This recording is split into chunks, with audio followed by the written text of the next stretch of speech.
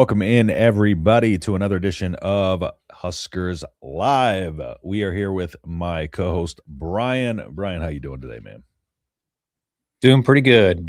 How are you? Doing all right. Been better. I was crashing out after the basketball loss. Let's just say that, which I don't normally do. But we're going to dive into that. Go ahead and drop your comments. Leave your comments in the comments section. We will go into those as we get through the episode. We got a few things to talk about before we do that. So I guess we can go ahead and kick it off with the basketball conversation, since that's the most, recent game, and it wasn't very fun for a lot of reasons. But let me go ahead and just get your thoughts first and foremost. Well, the foul disparity is becoming a problem. And I think during the game, I was more of we're not penetrating. We're not doing anything to draw contact. We're very much living on the perimeter. And so watching the game live, that's my thought process of why you're not getting these calls. And then Fred Hoiberg made the comment about, when they're holding Price on these screens and everything, and they're not calling it. So I was like, I'm going to go rewatch the game. And I see what he's talking about. And I'm wondering at what point is the officiating going to reflect what's happening? Because those same plays that we're not getting called for are getting called on us when we're on the defensive end. With that said, what drives me, I don't want to say drive me nuts. What's frustrating to me watching that game was the fact that we lived and died by the three because we have no post presence. And last week I brought that up as my concern was there's just not a lot of depth in the post for Nebraska. And when you're playing a team like Michigan, who's got a big center, a shot blocker, a rim protector, you need a guy that can back him down, at least get him out of the way when you're trying to drive it to the hoop. But we don't have that. Rank was a shell of himself coming off the flu still. Bear K is really struggling with confidence in the block right now. And that's really it. Garcia didn't play at all. He's your other post guy. And Oogie is MIA. I would not expect him to play the rest of the year at this point. And now you're just wasting that NIL money on a guy who can't get healthy. And that sucks. But yeah, two top 10 games are your first losses by a combined 12 points. And in those two games, you lost the free throw battle 49-9, which is absolutely incredible. Yeah. You probably, I don't know if you saw or not, but my tweets during the game were not very kind to the officials. And partially kind of what you said. I just didn't think it was called even on both sides. I thought they were calling a lot of touchy ticky-tack stuff for Illinois, but not giving us that same respect. So, and I do get your point to an extent about not dribble driving, penetrating, those type of things. But there was two borderline foul calls. 6 of their free throws early on came from 2 borderline foul calls on the 3-point line. You know what I'm saying? And so a flop, which is supposed to be technical. Yeah, and so I don't know. It's one of those things where I think too it was probably partially my frustration was partially probably a carryover from the way the Michigan game ended, especially on what should have been that charging call. So I think I'm already fired about the officials going into it. And I'd never said that was the reason we lost. Although it's very well a big part of it could be the reason. But I'm not going to sit here. Like, I feel like there's this back and forth that we play of like, you can't call out the officiating or you're making excuses and, this, that, and the third. Two things can be true. We need to get better in the post. We need to get better at maybe drawing contact. But at the same time, when contact is made, when it's not just drawn, because like, I get we live in this era of we live in this era of like driving to get hacked and then, free throws. It's been made popularized in the NBA over the last, couple decade, whatever. But at the same time, you gotta call what's happening on the floor, and I just don't feel like it's being called remotely close at all. And if they would have just called it even and Illinois would have got the same calls, I would have been fine with it. But it's just the fact that I saw so much just being let go out there um, on our side of the ball, and then it just seemed like they called the game tighter and tighter on the Illinois side as it went longer. In my opinion, I felt like they were calling more and more touchy stuff. It was just progressively, I feel like, getting called closer on one end and not the other. And I think that was frustrating because that was just every time I look up, where they're shooting free throws. Yeah, towards the end of the game, the intention is to foul, but there was, I can think of off the top of my head, 2 fouls they called on Jamarcus and maybe a third after they'd crossed midcourt where they were quick for the whistle and Nebraska was not trying to foul. They were trying to trap the inbound and they whistled it instantly. Like as soon as they got caught and turned, they were whistling the foul. And then you watch the replay and you're like, that's not a foul. And it reminded me of that Purdue. It reminded me of that Purdue foul that where we got the steal. They're trying to gauge the intention versus what's happening in front of them. They're anticipating the foul. The officials are, so they're ready to blow that whistle instead of watching what's occurring. They're just anticipating blowing that whistle, trying to be ready on the whistle, and they're jumping the gun. 100%. So while yes, frustrated with the foul discrepancy, I think what hurt Nebraska the most in that game was just not having a guy down low. When Rank, even before the flu game, he was really struggling from 3-point range. He was shooting below 30% for the last month. He's evolved his game in a way where he is doing a lot more driving to the hoop. Now he dribbles, but he's usually dribbling around the perimeter or he's backing a defender down. He's been doing more driving and driving up off the sideline to the top of the key. That was not what he did 2 years ago that had a really good return on his success. And so I wonder if that's making it more complex for him because he's turning it over 3 to 5 times a game right now on those types of situations. And maybe that's part of their offense. But I think what's also happened is the emergence of Price Stanford, and that is changing their offense as well because what was designed to funnel through Rank is now funneling through Price to get him shots, to get him looks. And so Rank could be kind of in this no man's land, not no man's land, but he's just struggling with identifying what his new role is as his offense has shifted more towards Price's game and away from Rank's game, if that makes sense.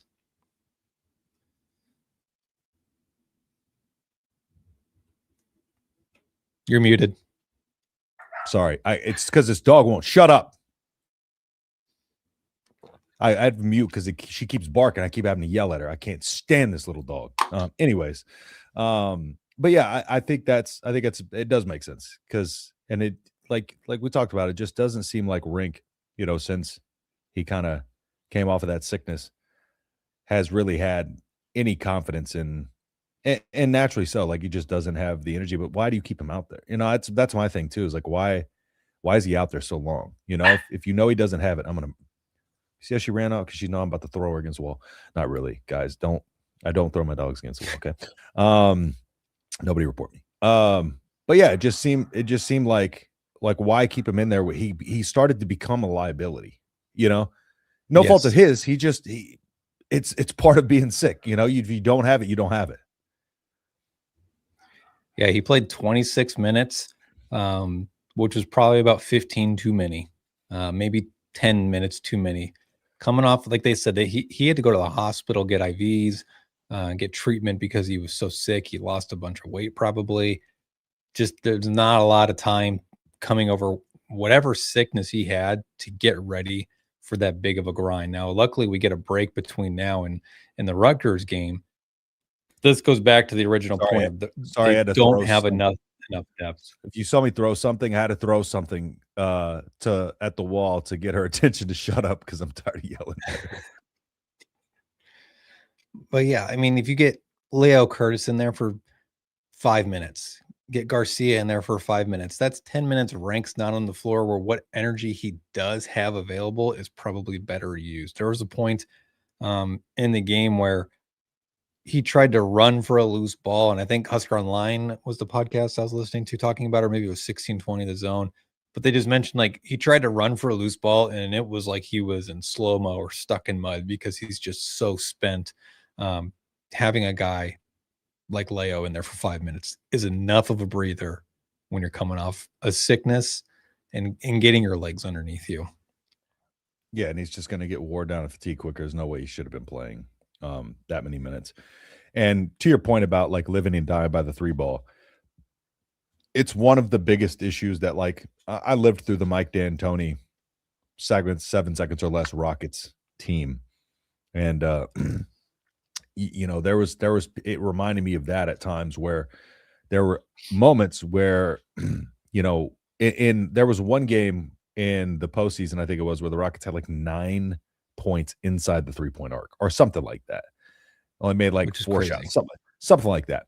And they're during that game, that was kind of the point where they're at. They only got like X amount of points, 2-point shots or whatever they were talking about that. And that will become a problem because the three can keep you afloat, but there will be nights left and right where your shots aren't falling and you got to be able to dribble penetrate. So hopefully they're going to be able to find some ways to maybe create some offense, maybe kind of in the coming weeks to try to create a little bit more off. Hopefully. Mike D'Antoni was the type where he gets his feet under him. Yeah, Mike D'Antoni was the type where he's like, this is just how we play, take it or leave it. But I think Hoiberg is going to kind of make some adjustments because I think he has to. In March, like you can't play one way because teams are going to take that away from you. So you got to be able to mix it up and open up and create opportunities for yourself. Yeah, Nebraska had 6 points in the paint at the 4:30 mark in the second half. 6 total points in the paint. Great. And that was what I was trying to get across to the people on X about. Part of what we were struggling with was even if you're not successfully challenging by driving, you can still dribble, penetrate, like you mentioned, get paint touches, suck that defense in, and kick it out. They finished with 18, so they got 12 points in the paint in the final 4:30. When Illinois completely shifted their defense towards the end because they'd built a 10, 11, 12 point lead. It was pretty well in control by them. You could just tell by the way of the flow of the game. But they went completely sell out the last 3.5 minutes of the game. We're not giving up threes. We'll give them twos all day long. And that's exactly what happened. That's how they got 12 points in the paint over the final 4.5 minutes instead of doing that throughout the game. And part of that too, they're playing so aggressively. They're overextending their defense on that 3-point line. That's when you hit them with the backdoor cuts. But I think Illinois, between the first time we played them and on, what was that, Sunday? Yep. There's a few things I think that changed for them. That first game, they did not hit their threes at a high rate. That one dude, the long hair and the big bun, the white dude, was like 1 of 7 in the first game from 3. He was really good against Nebraska in game 2. Wagler is a lottery pick that came out of absolutely nowhere. He's been doing really good for the last 6 weeks or so, but when they lost their point guard, they feel like that elevated Wagler's game because he had to be that go-to guy to facilitate that offense. He's a surefire lottery pick at this point. At least he's playing like it. And then their defense was a lot better. I don't like yes, the kid. They're very aggressive. I don't like the kid. I was tired of seeing him at the free throw line. It looks like he's 14. Yeah. Well, I was watching his game, and what I noticed was he plays as if he's already in the NBA. What I mean by that is he draws contact, or he makes it look like there is more contact than there was. He did a lot of the stupid head fakes that you see when players are driving. They drive to the hoop and someone kind of bumps. Oh my gosh, I just got laid out. No, he flops. But that's what the NBA is. You mentioned that at the top of the show was you're seeing this emerge in the college game. But their defense too was a lot better. Their rebounding was really good. They won the rebound battle by 7 or 13 rebounds, which is incredible. They had 11 offensive rebounds to Nebraska's 6. So there's not much you can do. They took care of the ball this time too, only 8 turnovers. Yeah, and I think that's the biggest thing. But I do like the way Nebraska closed the half. Like there are just moments where this team has where you know that if they can put it all together at the right time, they can make a serious run. And then, but it's the tale of two halves. That second half, then the Mhm. ugly part reared its head. So hopefully, we talked about this a little bit at the top of the show. Rutgers coming up, who isn't a very good team, and maybe it's an opportunity for us to kind of try some of those, maybe new strategies or just get kind of our footing after a tough little Yeah. stretch. But we talked about the before where it's just like, it's one of those things where we don't necessarily have to win out. We're in a good spot if you can kind of and even learn from these losses and kind of maybe these losses can help going into March. Figure out where the deficiencies are and where they need to work because Illinois defended us different than Michigan. And let me ask you a question on this. Stepping back away from that game, who do you think's the better team, Illinois or Michigan? I Illinois. think I think Michigan. They're an absolute heater right now. Maybe it's because I'm getting pissed at how that Illinois game went, and now I'm just okay. I hate everything Illinois right now. And I normally don't get emotional about games, but this one pissed me off. And again, I just think it was just that I think it was just built up from the previous game with the officiating. I just think I like was losing my mind during this one because of that. I think the difference with Michigan and Illinois right now is Illinois is kind of climbing, they're peaking. And I think Michigan is kind of flattening out. They're plateauing in a sense. They're still going to be a national title contender. But I think Illinois is they've turned it up a notch. They beat Rutgers by almost 30. They beat Iowa. They beat Northwestern. They beat Minnesota. They beat Maryland. Their losses are to ranked teams. Yeah. They lost to number 2 UConn. Number 2 UConn. I got their schedule pulled up now, actually. Pretty sure they lost to UConn and a couple other ranked teams. I'm trying to remember off the top of my head. They lost to Texas Tech in non-con, who's ranked 13th. And they also beat Tennessee. That's actually a really, really good win for them. They lost to us and UConn, right? Outside of that. Yeah. And then they beat Purdue at Purdue, which is very, very difficult to do. I think Illinois is more well-rounded than Michigan as well. I think Michigan plays very careless, whereas Illinois plays very much together. They share the ball well. They move the ball well. They rotated, at least in this past game against Nebraska, they rotated very well on defense. The two Polish brothers or whatever European country they're from played very well, especially the one with the broken nose.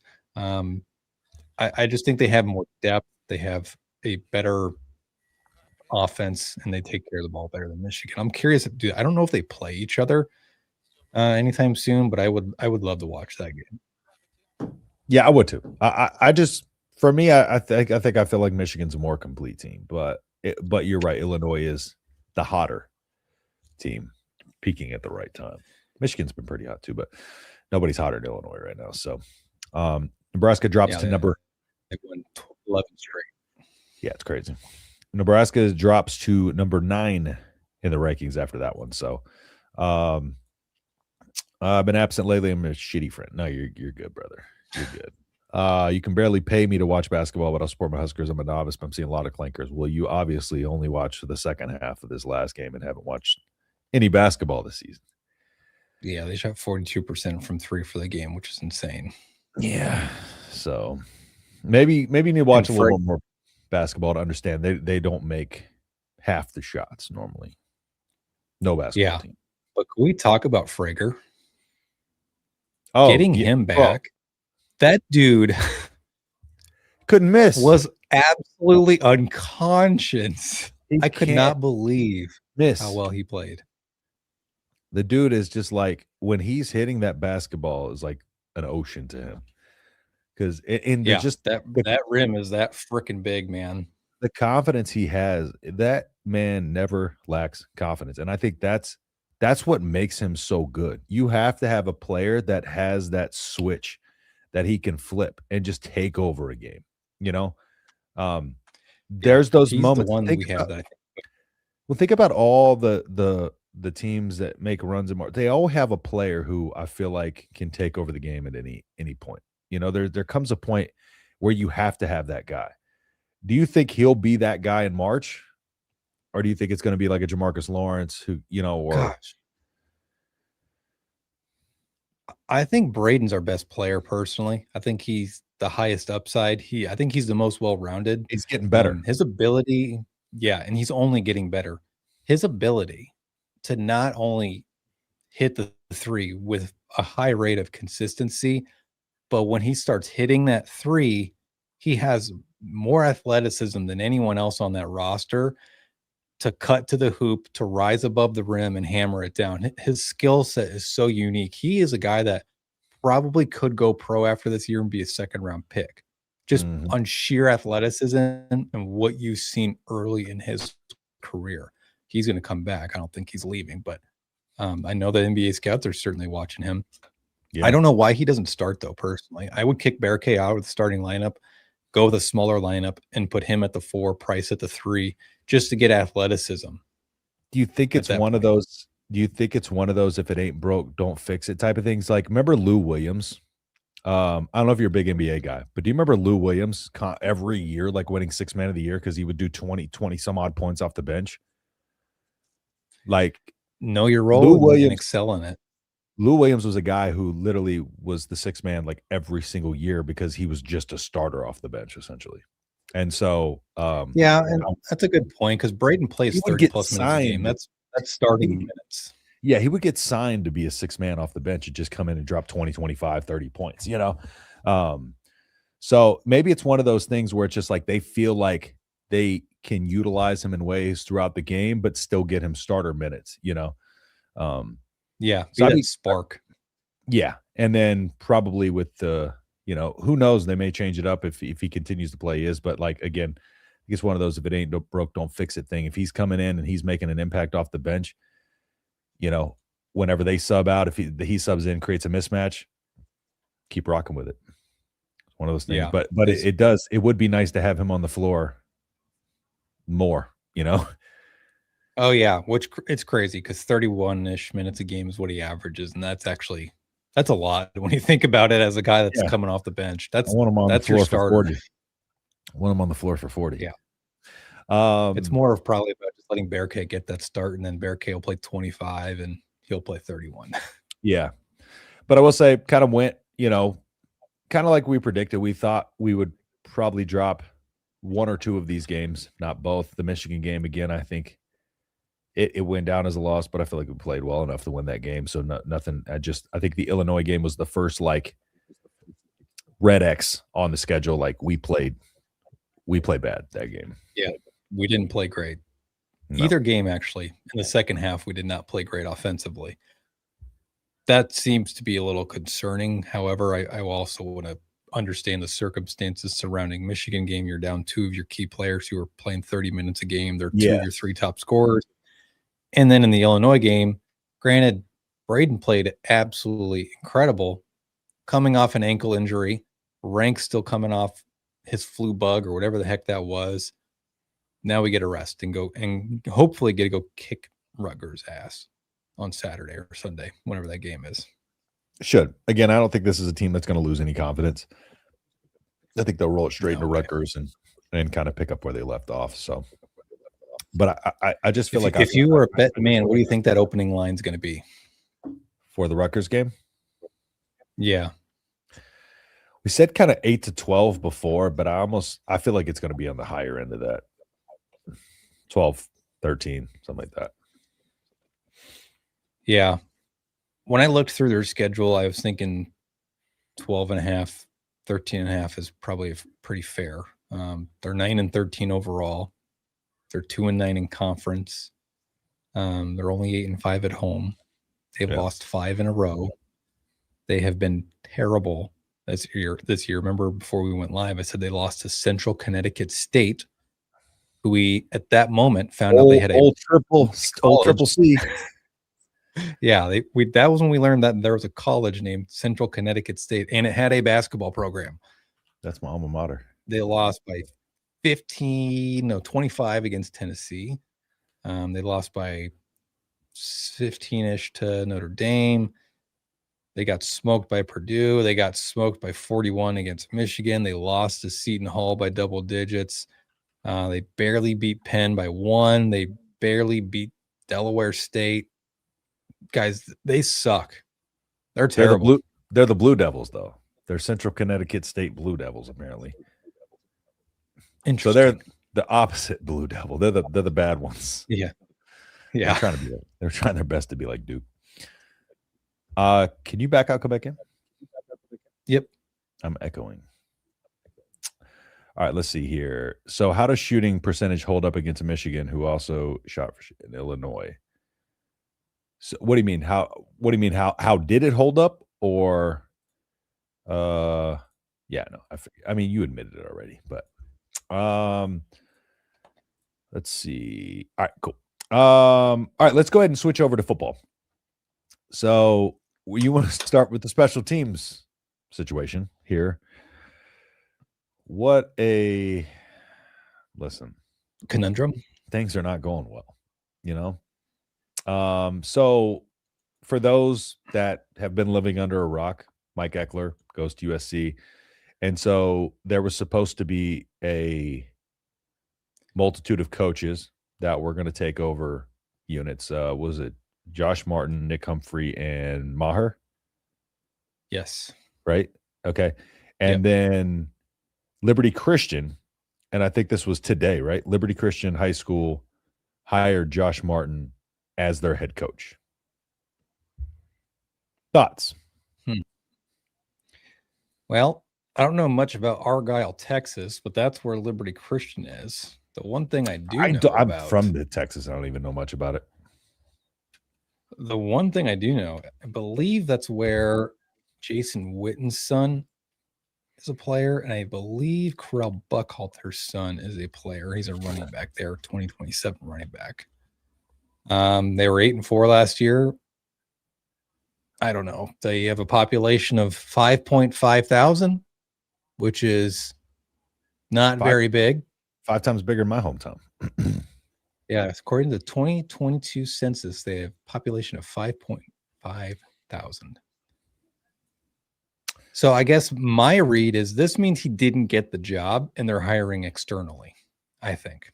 So you think it would be more of an external hire than Maher and Humphrey taking over? That would be a disaster if you're just having Humphrey and Maher take the reins of the special teams, I feel like. Without a dedicated actual special teams coordinator? Yeah.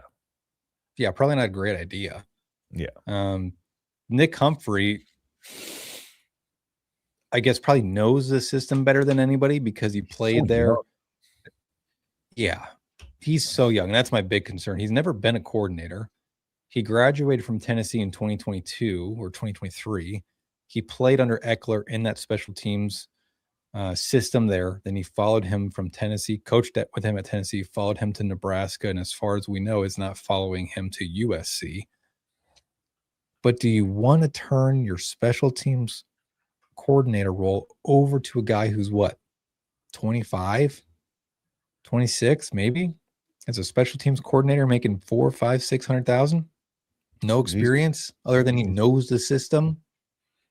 Not in the situation Nebraska's in, and with how bad the special teams was. Like, is it built up enough to where you can just have a turnover and try to continue, that trajectory?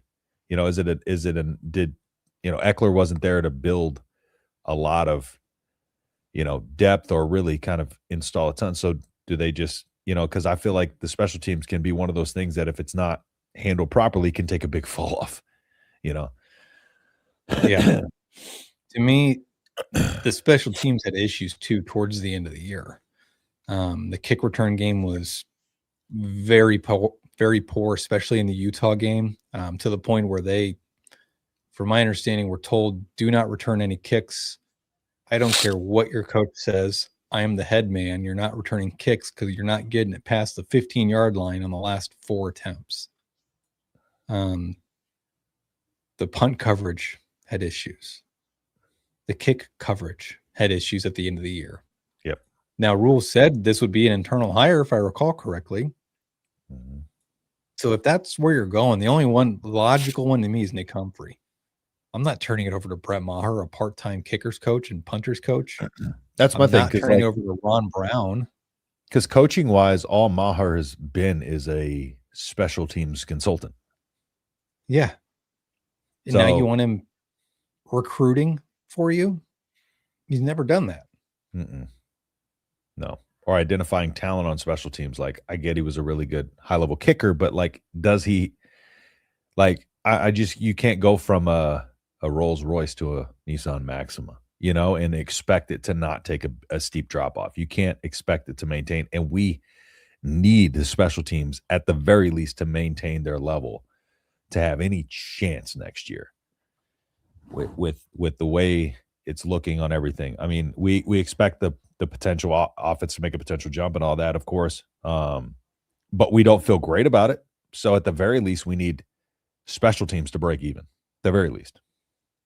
Yeah.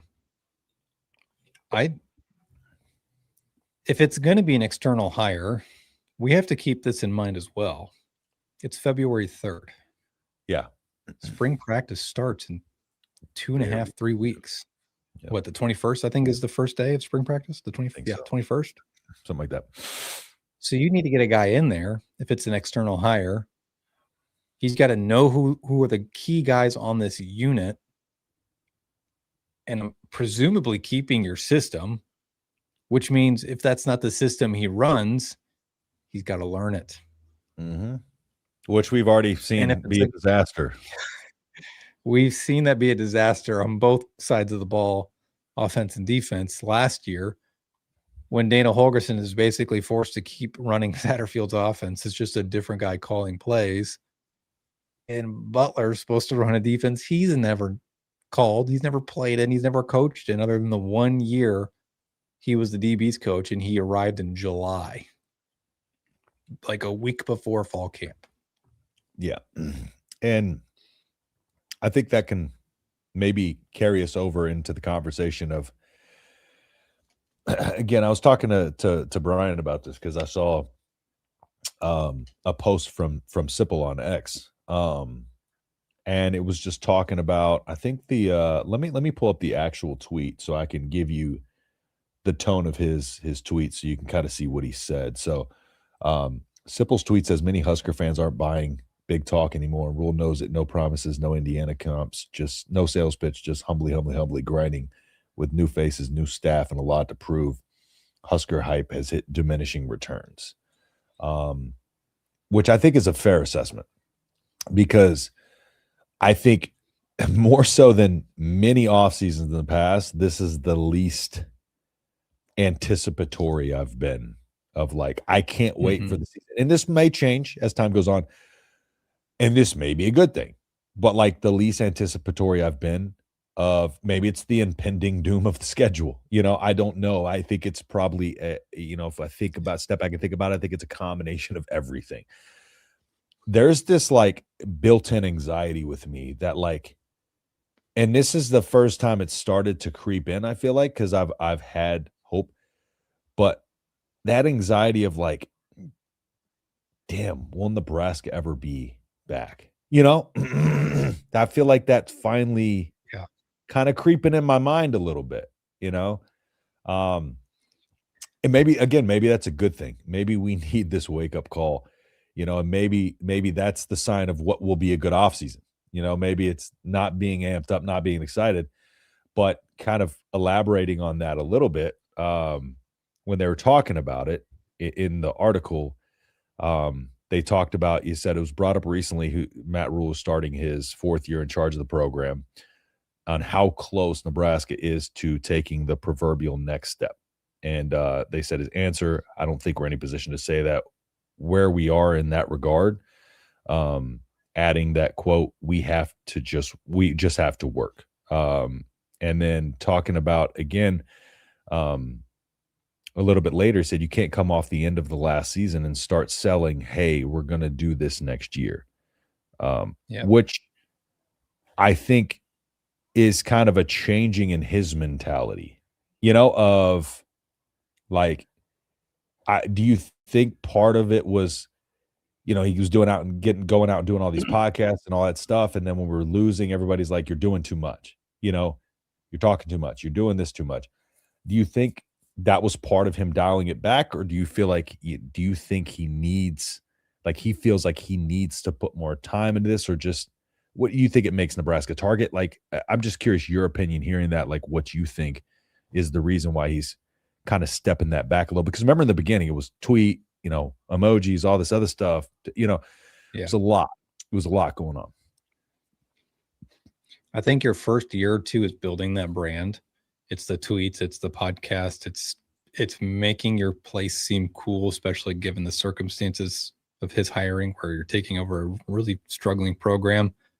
Part of it too is, though, in year 3, he himself was talking about getting to year 3, and that's usually when this thing takes off.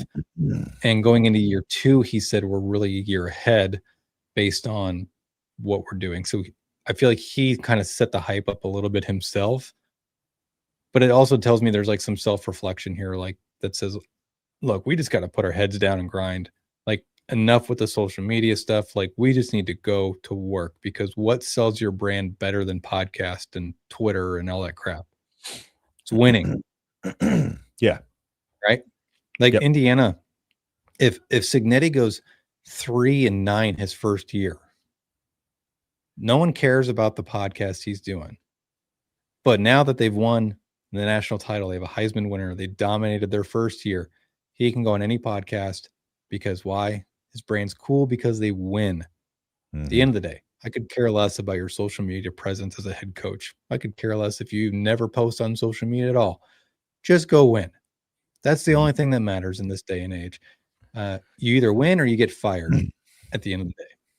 And no one's going to look back. Let's say he bombs out this year and he bombs out next year and gets fired. No one's ever going to go look back and be like, man, you know what? He had some great podcasts, though. Yeah. No one cares. And do you think part of this is kind of him realizing maybe he needs to light a fire under his own butt and get things in order, get his house in order first? Yeah. Yeah. House in order. I think it's House Rules is the name of this podcast. It's funny. Yeah. Oh. I think I'm trying to figure out a way to phrase this. Take your time. I think they need to, as a collective group, have realized we just need to stop worrying about what the perception is and worry about ourselves. Right? We have to get this program right. And when it's right, we can go out and do podcast. Whatever. But we've got to develop this talent. I think this is part of why they've got rid of the mat drills. I think this is part of why they are starting practice earlier than they normally do. Part of it's because there's a concert at Memorial Stadium in April, but it's just about getting to work. It's get rid of the bad end of the season where you got blown out the last 4 games of the year. Let's put it behind us. We've got all this influx of talent. Let's get to work. We're going to shut up. We're going to put our nose to the dirt and work. And at the end of the year, if this conversation next year, Nebraska's 8-4, you're going to look at that schedule and go, man, 8-4, that's pretty solid. I would take 8-4. I think every single one of us here, on this channel, in the chat, would take 8-4 when you played 3 playoff teams that are all going to be top 5 when you play them. Yeah, with that November, absolutely. Yeah, I think it's a good thing. I think most fans should, and I think it might be Rule kind of being like us, where it's just like, maybe he's realizing, like we are, that whatever needs to happen, it needs to happen now. It needs to happen quick, because again, we're going into year 4. And yeah, I think this is going to translate over to the team, and I hope the behind the scenes work pays off. And talking a little bit more kind of about it, let me dive into what he said about a little bit more of the comps to Indiana. So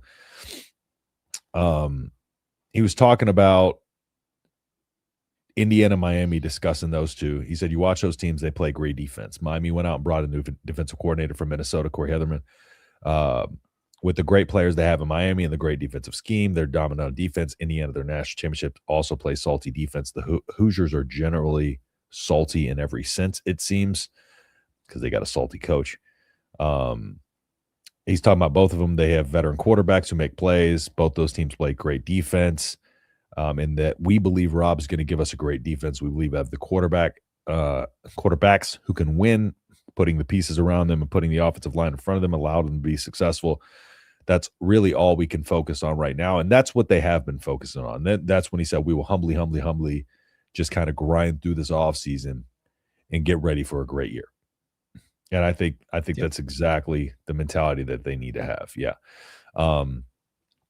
And I'm glad that he's still talking, even though the offense was as bad as it was, he's still talking about just how to win, you have to have a great defense. And he's making that a focal point. Because I agree. I think Rob Arch, I'm not going to say he can give us a great defense, but I think the defense will be improved next year for sure.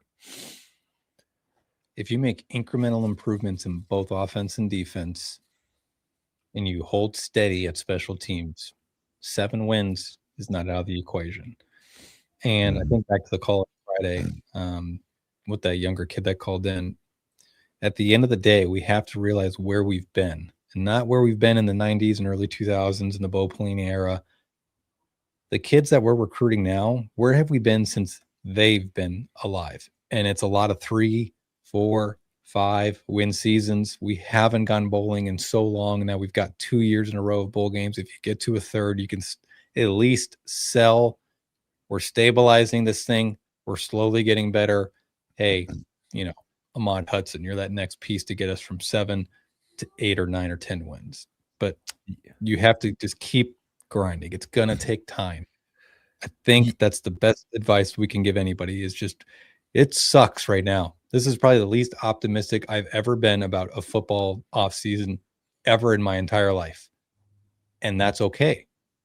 Because every time we're optimistic, it doesn't translate to wins. Exactly. We've won the offseason national title every year for however many years. And we'll be fired up when the season gets here. We will. We will be fired up when the season gets here. But it's just right now. It's a little bit of the struggle bus. But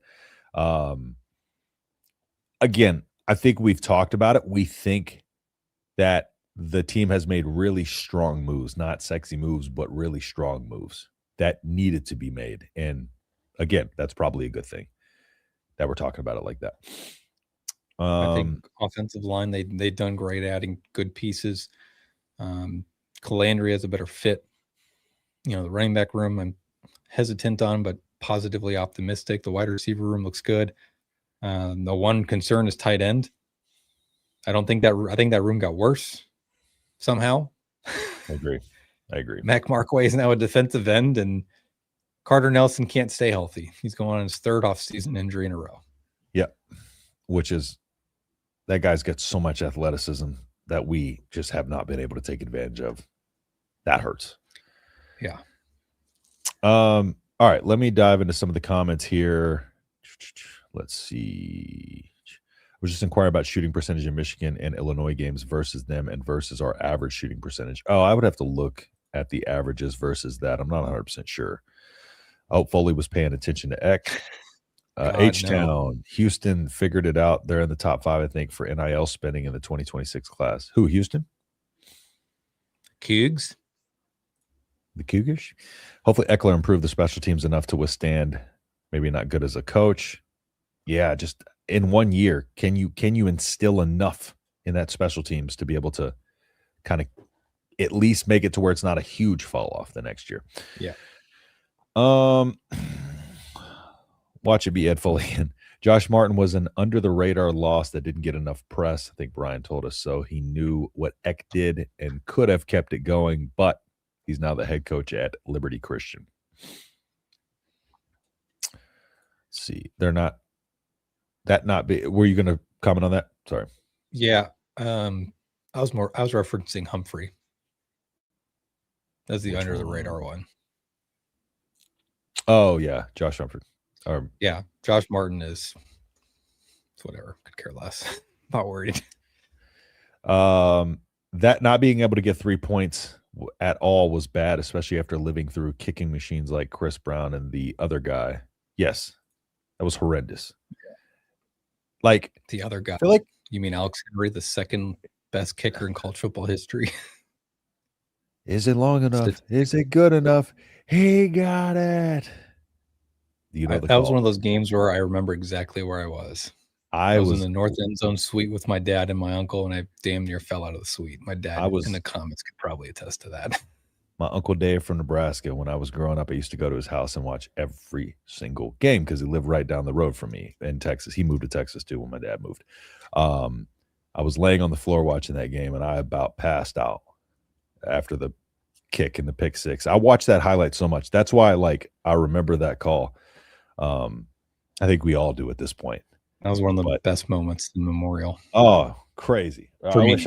I wish I could have been out there for that. But yeah, that was wild. But Alex Henry, always the GOAT for that, But yeah, it's weird. Like the NFL, like you look at guys who, a team gets to the logo and you're like, yeah, they're almost in field goal range. And if you're the Jaguars, you're like, yeah, they're in field goal range because that guy can kick from they're on the other side of the 40. Yeah, they're good. Bro, and dude kicked like a 70-yarder. And then you had watching Nebraska games, and we would get to the 15-yard line. I'd be like, we can't kick a field goal here.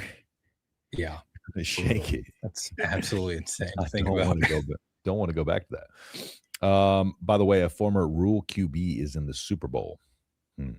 I hate that narrative.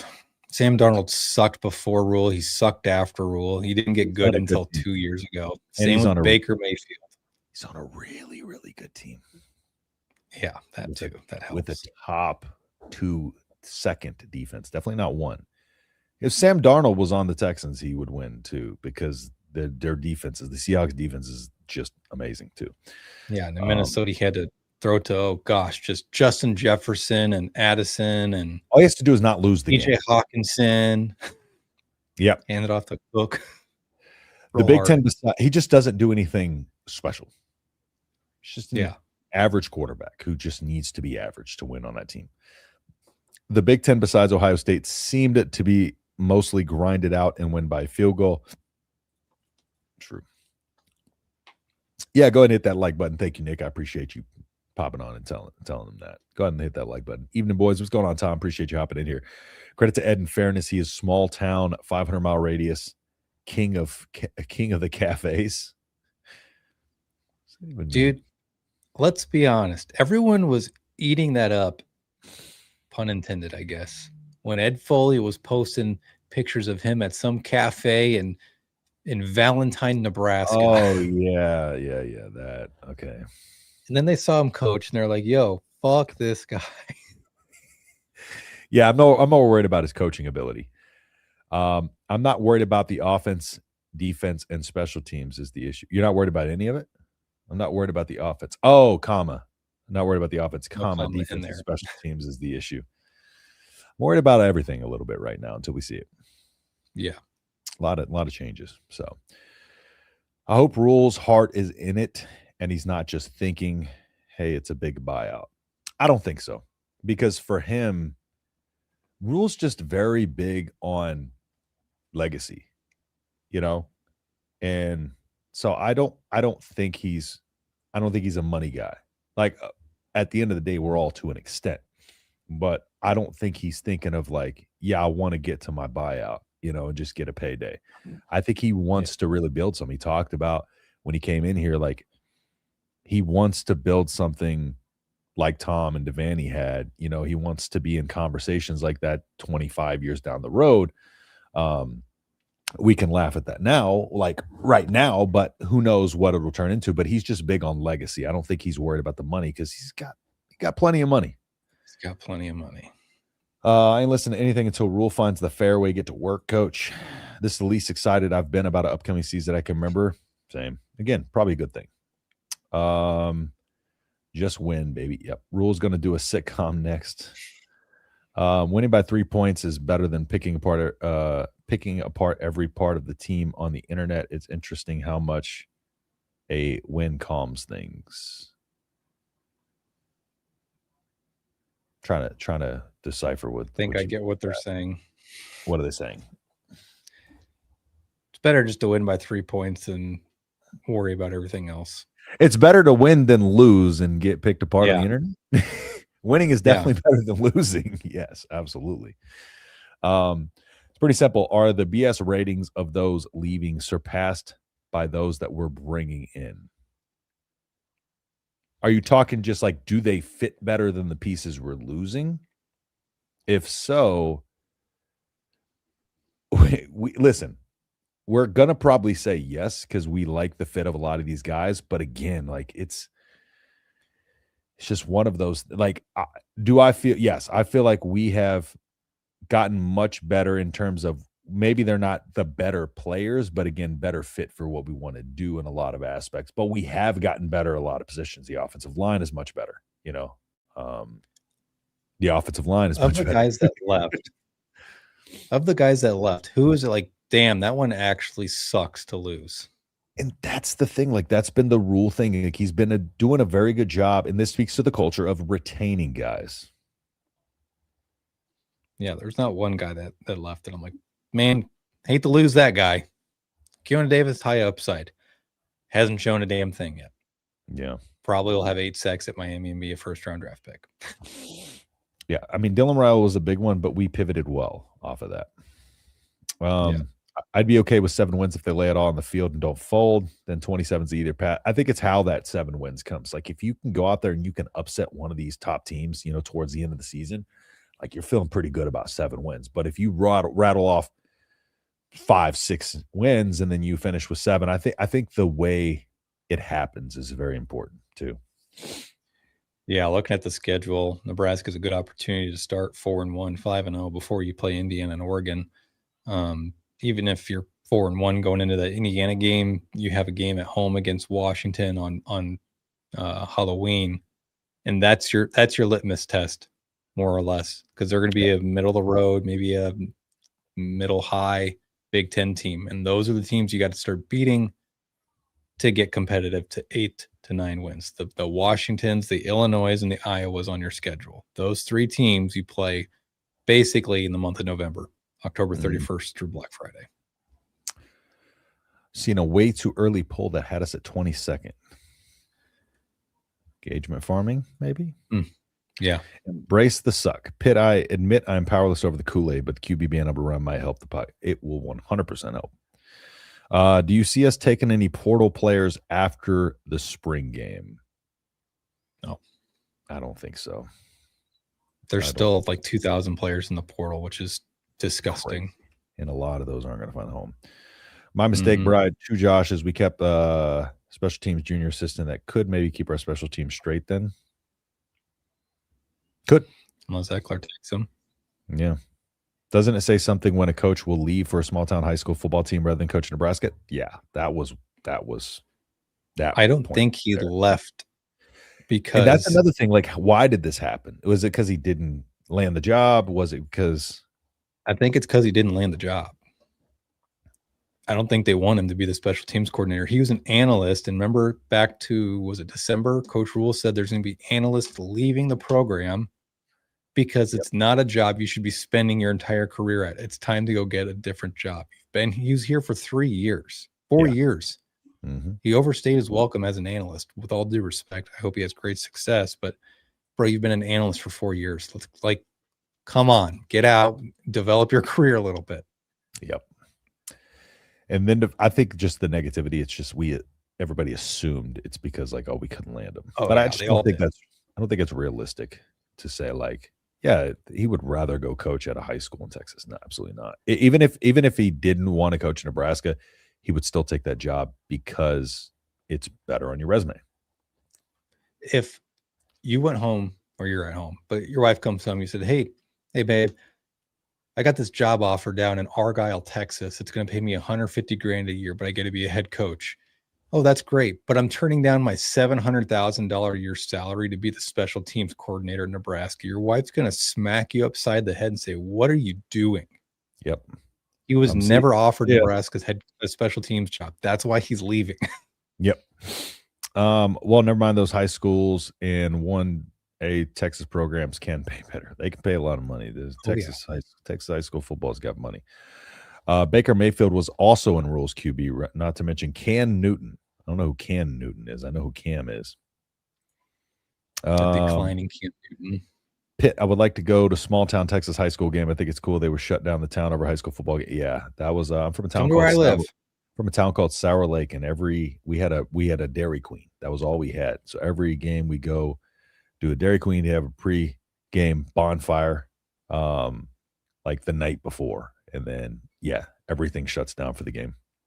Everything. Yeah, where I live in Hutto, it's I think their stadium holds about 20,000, and it's jam packed on Fridays. And they have a very good team. They have a lot of Power 5 prospects that Nebraska's not offering for some reason. They have freaking studs everywhere. They're loaded. You need to go out there and just start writing offers. I'm just going to show up in my Nebraska gear and say, "Hey, look." Just show up with a clipboard, stopwatch, and some ChatGPT made up offer letters. Yeah. And I'll just miss our Friday call-in shows to go fake recruit Hutto. They're called the Hippos for starters. Rule an email. Just say, hey, look, I put out official offers to these guys. You're welcome. Yeah. I'm scouting for you. I'll be your regional scout. Glandry will make the team look way better by what he's learned from Mullen at UNLV, not because he's learned, hey, as long as he makes us better, I don't give a damn where he learned it. Yeah. Never mind, it is extraordinary. Do it. Add that to your bucket list. Totally worth it. I feel the same way, Justin. Will Nebraska football ever be back? So frustrating. Yeah. Let's see. Better fit is an acceptable answer. That Indiana game is my birthday. What a gift. Hey, you better go find something to do with your birthday, buddy. What if we happen to be Indiana or Oregon or Ohio State? I'm telling you, like, if we get 6-7 wins and we upset one of those teams, if we get 6 wins and we upset Ohio State, Oregon, or Indiana, 6-7. Why'd you have to do it? It didn't even register in my head. Because I have kids. It's programmed in my brain now. So do we feel better about 8 wins where we win 8 games we should win? Or do we feel better about 6 wins if we upset one of those teams? 8. Perception's reality. It's tough. It's because it gets that monkey off. I think Nebraska will have a chance to jump Indiana. I'm not saying they will. In the rankings? But I mean, like, I'm just playing to beat them because it's our home opener for conference play. No, it's not. It's the second home opener or second game of the conference play. But Indiana's schedule is so soft, and they have so many players leaving. They just lost their offensive coordinator to the Buccaneers today. I think Nebraska might be able to make it competitive at least. I like that thought. Hope you're right. Dylan Berrymont announcement tomorrow at 10:30 a.m. Central. Stay tuned to YouTube because we'll have it ready. Yep. Okay, maybe half a gummy. Ben, I'm out of vodka and I'm not feeling the Watt Bud. DoorDash me some drink. Where we live with you, Brian and Justin, 8-man ball with 1,000 folks around the field. Oh, just got my first bottle and pot in over a month. What do you mean pot? Talking about the pot, the leaf. What game should we win? Not sure anymore. Let's speak of the schedule. Let's take a quick look at it. You want me to pull it up? Yeah, pull it up because we'll run through that real quick before we wrap up here. And I'm echoing. I'm gonna back out and then I'll load the video or load the schedule in. Cool. Yes. Yeah. Got some of that right here. Boop. Don't worry, I wait till after the show to do it. So I'm not inebriated during the show. I'm pit. What do you think I mean? I'm just making sure. I didn't know if you just like, I didn't know if you were like into pots or something like that. You're weird like that, Pit Snipe. Come on. I know if you had like potting or something, like you do like a potting class, you know? So, all right. Did you bring it up? Go. Yep. Ohio should win. They're good. 9-4 last year, but they lost their head coach to some scandalous activities on the Vegas Strip, and they lost their quarterback. Let me make this bigger so I can read those. Bowling Green should be a win. North Dakota should be a win. Should be. At Michigan State should be a win. Should be. At Maryland or versus Maryland should be a win. Should be a win. See, we're doing this thing again. Indiana should be. I will say real quick, Maryland always starts the season scorching hot. They're always like 4, 5, 6-0, and then they just fall off. You're gonna get them in that window where they're either peaking or they're declining. It'll be for tough. their lack of depth sets in. Yeah. Yeah. Indiana. It's a Loss. Oregon, loss. Washington, loss. Yeah. Agreed. Illinois, win. We're due. We're due to Yes. beat Illinois. That could be one. That's November. Yep. Rutgers, win. Nebraska's never lost to Rutgers. And Ohio That's State, 7. Iowa. Ohio State, Iowa losses. So you're 7-5 again. Go into a bowl game for a chance at 8 wins. With that schedule, 7-5, like I think you feel a lot better about that. You won the games you're supposed to win. You lost the games you're not supposed and to. potentially a game or two you're not supposed to. Washington, Illinois, we could be underdogs in that game. Yeah. But even if you split Washington and Illinois, you're still 6-6 going to a bowl game. If you split, let's just say you beat Washington, you beat Illinois. I don't think that's going to happen, but you never know. You beat Rutgers. Then you go on the road to Iowa and you win for the first time in 3 or 4 years. Now you're at 8 wins.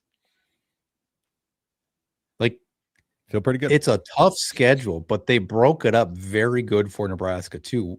You get a bye week after that Oregon game going into Washington. That's a bye week. That would be nice. And it's good rest. Good thing you don't have to play at Washington too. Yeah, that too. Sneaky tough place to play. So I'd say anywhere between 5 and 7 wins is right. If the line at FanDuel is 6.5, I'm probably taking the under to be safe. Yeah, I'm probably with you. We need to show where I'm baked. We'll do that one day. Good show, guys. See you Friday. Appreciate you, William. Thank you for tuning in. It's okay to lose games. Not okay to walk into games already defeated or quit. It's never okay to quit. Too. I don't care what happens in any situation. It's never okay to quit. And we've seen this team quit too many times. So that's got to stop. Pit Snipe always on cloud 10. I need an update on Justin's fight life. How's Brian's Newtown? All right. So my fight life just started with a different coach. January. So we're looking at mid this year. Mid like June, July-ish. We're trying to line me up a fight. So there's the update. Brian, how's the Newtown, new job life? Traffic sucks. Took me an hour to get to work today, but that's pretty rare. But it's good. It was good thing about where I work today, and it's in January or February, guys. Like, I ain't complaining. Let's go. The good thing about where I work is I can nearly see it from my house. So the gym is like, because it's the gym I used to work out at, and so I just apply there to be a trainer. And the one gym, the other gym that I coach boxing at, that one's about 20 minutes. But it's nice to be right there. Nobody had to die today. Let us think that Pitt was supposed to die. What? I don't know. What? I have no idea what that he's talking about. That was not what I was expecting. Don't count anyone as a win till the game is over. Look at Minnesota. But we got to have these conversations. I mean, we got to talk about it. We fired the coaches who thought we should win. I get like, don't count anyone as a win. I get that. But like, we got to talk about it. You know, we can't just sit here and be like, listen, we're not talking about anything until we see it. We got to be able to talk about stuff. We got to be able to project. I can't believe y'all said so casually we're going to lose to Washington. All right. I thought we said we're going to win. They're a top 25, top 30 team, probably. Maybe top 35. Is Nebraska a top 35 team right now? Yeah, because Washington's they're a solid team. Yeah. I think we split those games, Washington, Illinois. I think that's fair. I think that's reasonable. Yeah, that's going to be, that game's going to be a Saturday night game. It's going to be the blackout because it's Halloween. That game's going to be nuts. Yeah, you're just hoping your quarterback doesn't fracture their freaking fibula. That might be the game I go to. That might be the game I go to because a lot of my family lives in Washington too. A lot of my family members. Well, that's in Lincoln. Nebraska. A lot of my family. No, but I know. But our family game where everybody comes in, so it makes sense for my family from Washington to come in because a couple of them went to UW, so it makes sense for that to be the family game. So I might be out at that one because we try to do one where it's like, if there's an opportunity for, let's say if we ever played ASU, I got family that went to ASU as well. So like we try to make that a thing. Minnesota looks like mosquitoes, Karen, Stale Lake, and He's 4 or 9-3. I like that. For O-line and D-line improve a bunch, don't think we'll lose to Illinois and Washington. I hope you're right. I'm gonna be there, Justin. Where and when are you gonna get this fight thing started again? Let me know. I'll let you know. As soon as it's finalized. I'll get with you.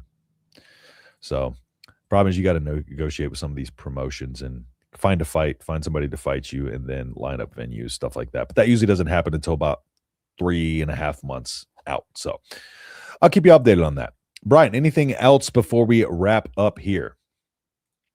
We should be having a video drop tomorrow around 10:30 a.m. If you know, you know. And then Friday, call-in show. 7 p.m. Central. So be there, be square. We had some good calls last week, really good calls last week. So last couple weeks. So very good calls. Y'all tune in for that. If you want to call in, go ahead and give us a call on Friday. We'll be here ready to talk about anything and everything, whether it be Husker sports or whatever y'all want to talk about, Super Bowl, whatever. We'll talk about it. So that'll do it for us here. Again, thank you everybody for tuning in. If you haven't yet dropped a like, go ahead and drop a like for us. And with that being said, we will see y'all in the next video. Peace.